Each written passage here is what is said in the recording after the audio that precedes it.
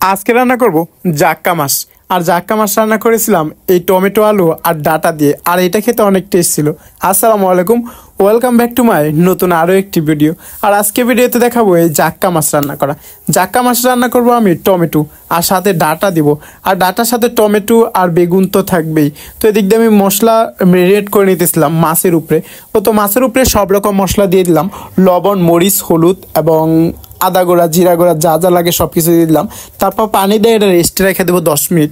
তারপর আমি এখানে মূলত যে যে তরকারি দিব সেসব তরকারি কেটে নিব।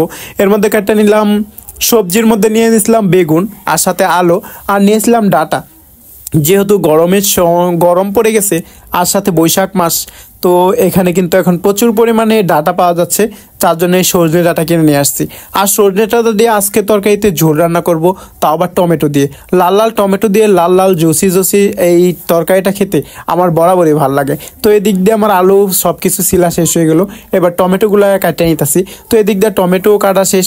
তো টমেটো কাটা শেষ হয়ে গেলে তারপর আমি সেই সবজিগুলোর একটা ধুয়ে একটা বাটির মধ্যে তুলে নিব। এবার বাটির মধ্যে তোলা নেওয়া শেষ হয়ে গেলে এগুলো নিয়ে কিন্তু আমি চুলাপাড়ে চলে যাব। আর চুলাপাড়ে একটা কড়াই চড়িয়ে দিব, আর কড়াইয়ের মধ্যে পর্যাপ্ত পরিমাণে পেঁয়াজ দিয়ে দিব, আর দিয়ে দিব সোয়াবিন তেল। সোয়াবিন তেল লাল লাল করে ভাজা হলে এখানে দিয়ে দিব সেই মরিচ আর যে মাছগুলা ছিল সেই মাছগুলা। তো এগুলোকে ভালোভাবে 10 মিনিট কষাতে হবে।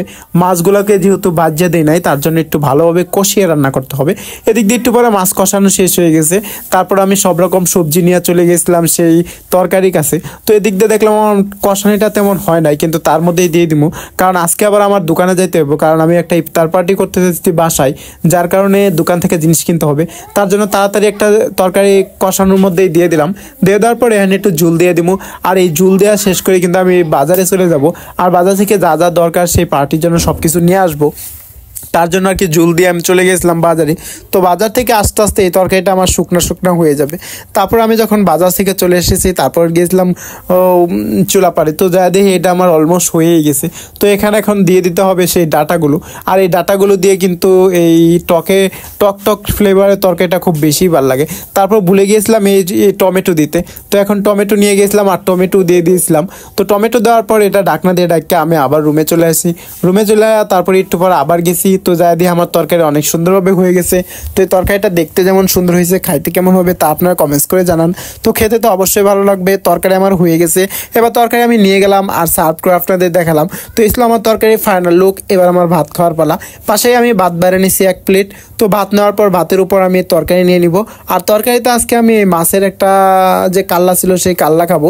তো কাল্লা দিয়ে আর কিছু ডাটা দিয়ে আর ঝোল সহকারে আমি ভাতের উপর নিয়ে নিলাম। আর বেশি পরিমাণ তরকারি নিয়ে নিলাম, যেহেতু আজকে তরকারিটা একটু বেশি করে রান্না করেছি। আর এই তরকারিটা কিন্তু কালকে সারাদিন খাবো, মানে রোজা থাকতেছি, মানে সেহরি পরেরটা সবসময় এই তরকারিই চলবে। আর এদিক দিয়ে আজকের খাবারটা খুব বেশি জুসি ছিল এবং কি মজাও ছিল। আমার ভিডিওটা আজকে এখানেই শেষ করছি। সবাই ভালো থাকবেন, সুতরাং টাটা, বাই বাই।